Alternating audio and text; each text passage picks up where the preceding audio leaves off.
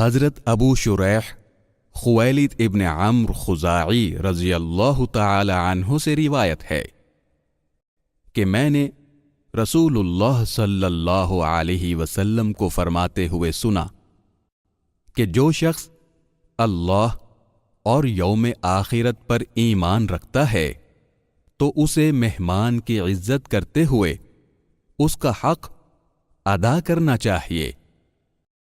صحابہ نے عرض کیا، یا رسول اللہ، اس کا حق کیا ہے؟